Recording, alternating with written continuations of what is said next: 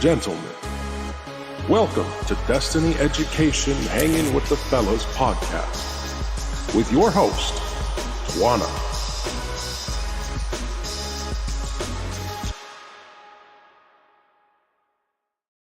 Hello, gentlemen, and welcome to Hanging with the Fellas. It's me, Twana, here for another week to chat with you.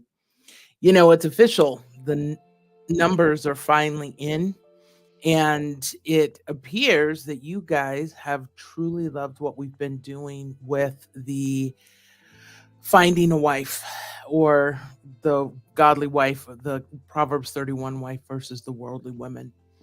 And so yesterday I was on a road trip. I was traveling from one part of Iowa into Omaha, Nebraska. And I started sitting back and thinking about what more there was to say, how I could really empower you to go out there and strengthen your marriage and to claim what God created marriage for. You know, everybody says, literally everybody says, marriage is hard. And while that's true, the real truth of that is that life is hard. And marriage, while life is hard, is not supposed to make things harder or worse. It's supposed to make it easier because now you have each other to lean on. We live in a world today where leaning on each other is not something that we are often given the freedom to do.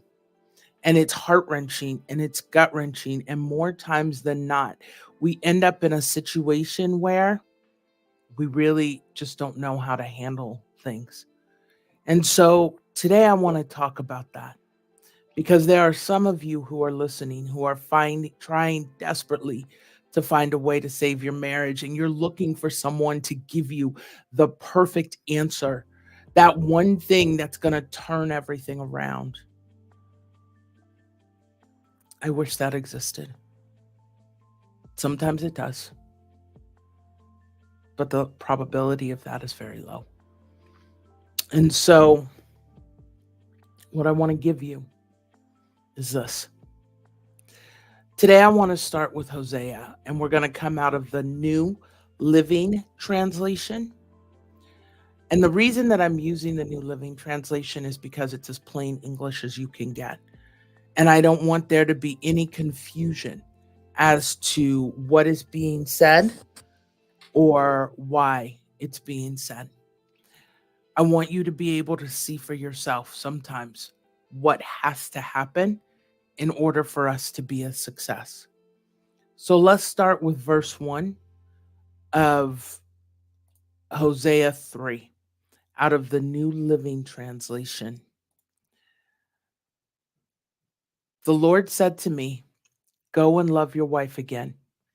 Even though she commits adultery with another lover, this will illustrate that the Lord still loves Israel, even though the people have turned to other gods and love to worship them." The reason I want to do this one verse at a time is because this is so impactful. It is going it's just such a hard it's the depth of it is very hard to accept. Sometimes you end up in marriages where the woman is not okay. And she may have presented herself as something in the beginning, but in the end, that's not what she was. And so, what I want you to understand is this. If you will always remember what Romans 8:28 says, all things work together for good for those who love God and are called according to his purpose. All things. Not a few things, not some things, all things. So I want to tell you a story. You see, there was a gentleman and he had a wife and she was lost in the world. She was horribly lost in the world.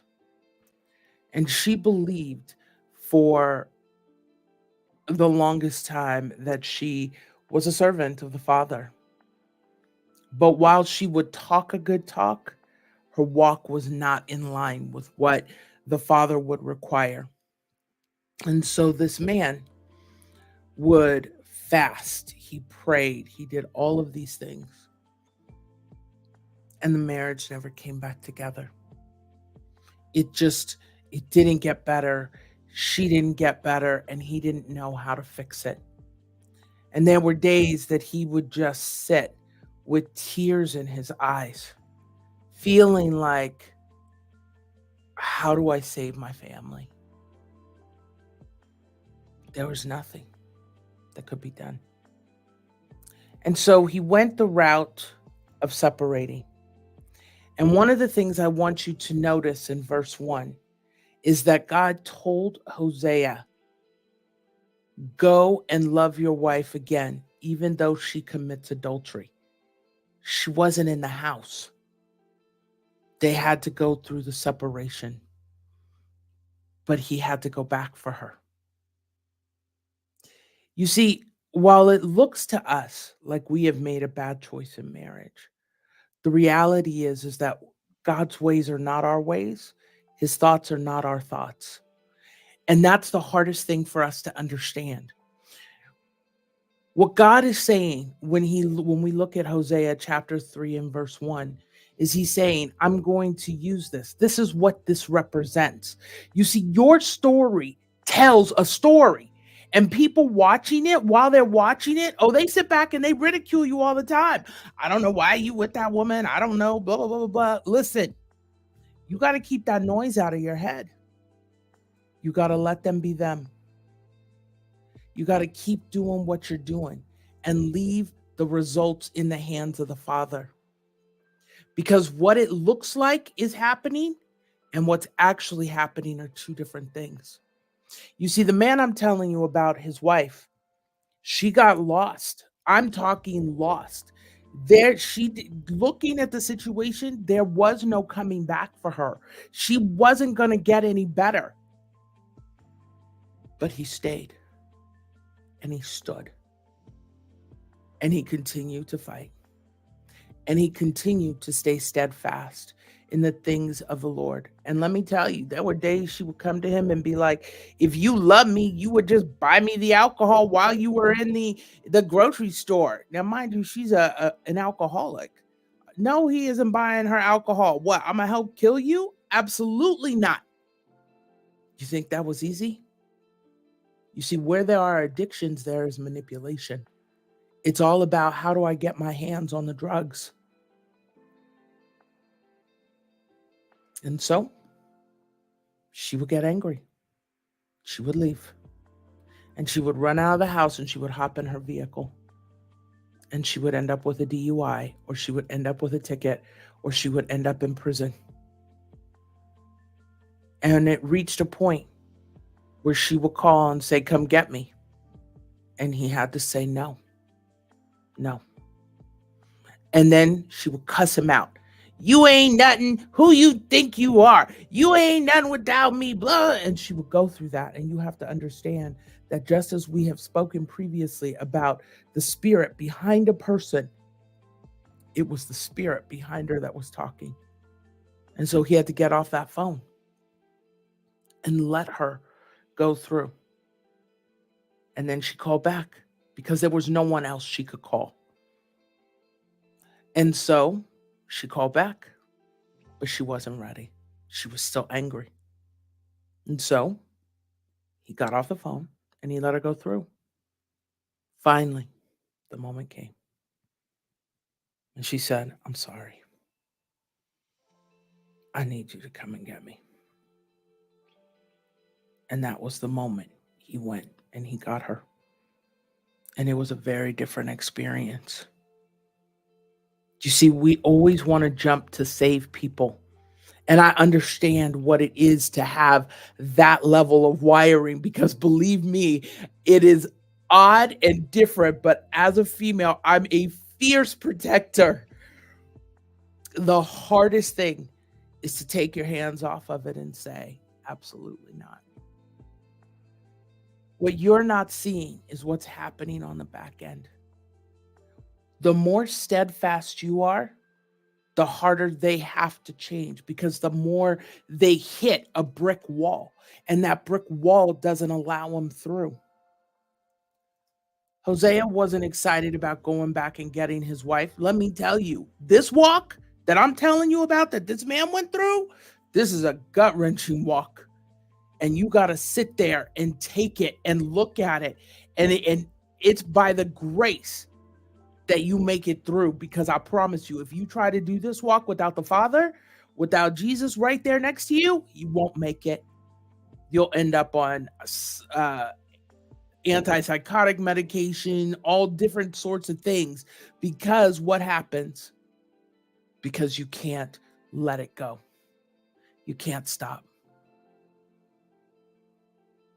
You can't handle it by yourself. This is not a walk that you can do alone. Because what's happening is you're fighting a spirit that is behind the person that has absolutely nothing to do with you. But in the midst, it feels so personal. It is gut-wrenching and heart-wrenching. It's destructive. But you got to walk. You don't have to. But it does pay great dividends in the end. Let's look at number 2. Hosea 3:2 says, "So I bought her back for 15 pieces of silver and 5 bushels of barley and a measure of wine. Then I said to her, 'You must live in my house for many days and stop your prostitution. During this time, you will not have sexual relations with anyone, not even me.'" I want to tell you about another gentleman to help this story make sense. He and his wife had been married for 10 years.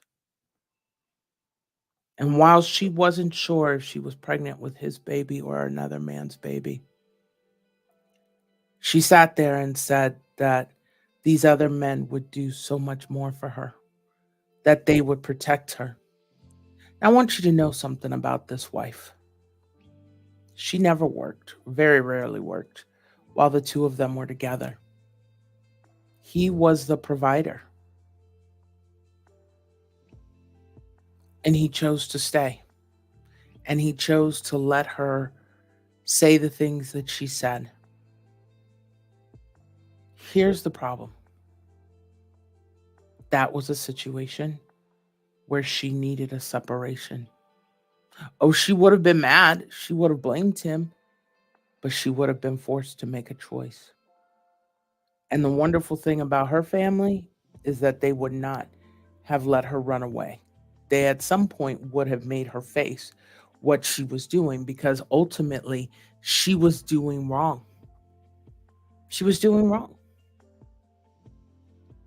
Here she is out with other men, and it's always because he wasn't enough. Listen, it wasn't his fault. It was 100% her fault. She was selfish and narcissistic, and the only person she ever cared about was herself. The only person, and she would always attribute it to Geminis, because every Gemini in her life was the reason she had problems. But the fact of the matter is that she was the reason she had problems. She never stopped to look at the fact that she was the common factor in every situation. You see, there are times when we have to go back. You see, the value in the fact that Hosea paid 15 pieces of silver for his wife is tremendous, because it means that she had so little value at that point. Nobody saw her as valuable. But despite what your wife is doing, God sees her as valuable. The problem that many of you have is that you want to go in and save her. But until you reach the point that you take your hands off of it and stop trying to save her, there's only one person who can save her, and it's not you. It's the same man who came and claimed and paid the price for your soul. When you refuse to let God deal with your wife, you choose to put yourself in a hell that no human has the shoulders to be able to maintain. In the end, the more you put your hands on it, the more she will hate you. And so, while this man, whose wife was pregnant and had no clue who the father was staying with her, she stayed home while she was pregnant. But she ultimately used other men to keep trying to teach him why he wasn't right. Had he taken his hands off, let me tell you what would have happened. She would have been forced to see what was happening. You see, when you are dealing with broken people, male or female, broken people lose sight of what they have when what they have is dynamic. And they don't want to lose it, but they don't know how to keep it. And so, you being who you are naturally creates this chaos, this ruggedness, this roughness that makes them rub against. It's iron sharpening iron, right? Like you're this iron and you're rubbing and you're rubbing and you're rubbing. And they're like, no, I don't want to. And they're going through this moment and they're struggling and they're fighting. And when you are that sandpaper, sandpaper doesn't have to tell you that it's sandpaper. It just does its job. It just sits there and it grinds on you. The more you rub up against it, it grinds on you. The more you don't respond to the chaos that it's trying to bring, the more it gets smoother, softer, the more it works out. But you've got to continue to stand. And let me tell you, you're going to have bad days. There are going to be days when you fly off at the mouth because it's been too much. There's been too much that happened throughout the day. You're in too much pain. And you're going to have a bad day. And the next day you go back and you say, I'm so sorry. But if you for once even sit back and go, man, what am I getting out of this? You're asking the wrong question. Let's go back to that first story I was telling you. The man whose wife was all over the place. The greatest imagery that he was ever given about that situation, I want to show you what it was. Y'all know those little paddles with the board that has the rubber band attached and you have to sit there and bounce the paddle and the ball bounces up against it? That's what was happening. So here was the paddle, here was the rope. This was the woman bouncing up against it, and she kept bouncing up against that paddle. He was devastated most of the years that he worked with her. He was miserable, and he had wished for something more. Then, one day, she reached an age she never expected to live to. And all of a sudden, she woke up. It took 15 years for her to wake up and to say, wow, I can't believe I'm still here. You see, had he not done the things that he had done, she would have been dead. She wouldn't have gotten to see her grandkids. She wouldn't have gotten a better relationship with her children. Things in her life would have been utterly destroyed, and she would have left the world with everybody hating her. But not anymore. Now everything was changing. Now she was seeing a world that she had never seen before. A joy, elation, and a happiness, an experience that she had never experienced before. And it was all because he stood. Your story with your wife is not a tale of woe unless you succumb to the world around you. If you do this God's way, you will get God's reward. I'm not going to tell you it's easy, but here's the thing I want you to remember. He didn't allow his own son to have easy. This world is not easy. That's the problem. We keep thinking we're going to make it easy. We're going to make it better. No, there's nothing that's going to fix it. Buying her what she wants only creates a wife who's spoiled and still has no respect. If she doesn't learn how to sacrifice, if she doesn't learn how to give, if she doesn't learn how to become your partner, then what use is she to the Father? And you have been given the gift of being used to break that side of her, to break that rebellion, to shatter it. The man often expected, the woman often expected that her husband would get her drugs or do something like that to help make things better. And he never did. He wouldn't budge on that at all. No drugs, no alcohol. He did not help. So she would go out and find men who would. And guess where she would always come back? To the man who would go in and save the day when he was instructed by the Father. You see, when you do it when the Father instructs it, it changes the outcome. It changes how they see it because they're often in so much trouble they can't see their way out, and they have someone that they can go to who can fix the problem. Does that mean that you'll always be a fixer? No.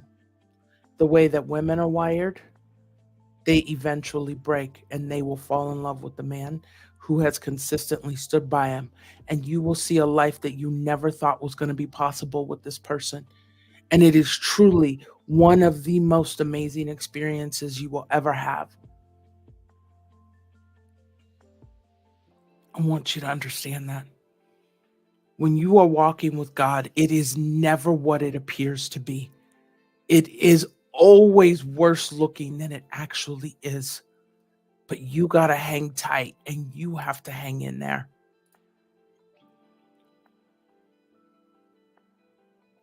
Hosea 3:4. This shows that Israel will go a long time without a king or prince and without sacrifices, sacred pillars, priests, or even idols. But afterward, the people will return and devote themselves to the Lord their God and to David's descendant, their king. In the last days, they will tremble in awe of the Lord and his goodness. And that's what happens when you let God do what he does.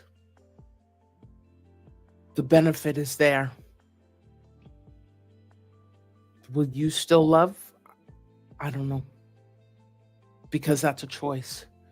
It depends. It depends on how atrocious and egregious some of the things were. Some of those things you may not be able to come back from. But many of you can. The real question is, are you willing to walk the path? Are you willing to take the chance and see what God allows to happen? Or do you choose to do it your way and to lose everything? Your way will never, ever take into consideration the things that God does. Ever. It won't be available to you because you're not him.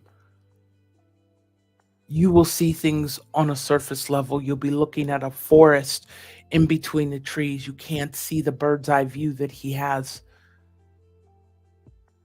Yes, if the marriage ends, if it ends, I promise you that the next one is nothing like the first one, because you will now be hearing, "Well done, thy good and faithful servant."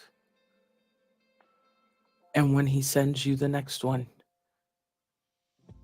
the things that would have been a huge issue to you then, had she been the first, won't even faze you now. It will change life as you know it. And it is truly one of the most amazing experiences and opportunities that you can have. I want you to remember something.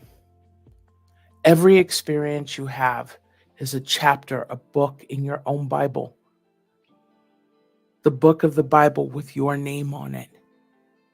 And if you will choose to allow God to be the king of that, even if it's not that one, he will bring you one whose love for you is unlike anything you've ever experienced.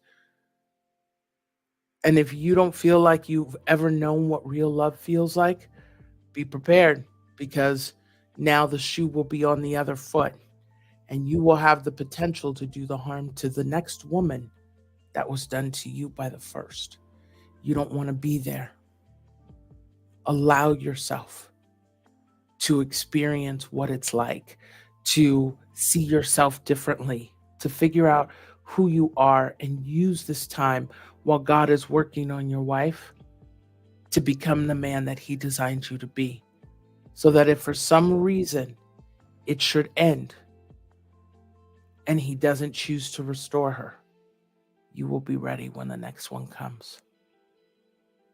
So let me bring you up to speed. I don't have much more to say. And so I want you to have the opportunity to see what this looks like in real life. And so I am working with a young director to come up with um, kind of a show, right? It'll just be a little, it's going to be total, it's not a Hollywood production, so don't be expecting anything big, but it will make it easier for you to see how to handle situations by actually watching those situations play out and how the men handle them and what choices they make in that moment, and starting to recognize the forks in your own road. We will give you more information as it gets closer, but I want to thank you for joining me today. And I pray that somehow, some way, you were able to pull an answer that you were looking for. I'll see you next week.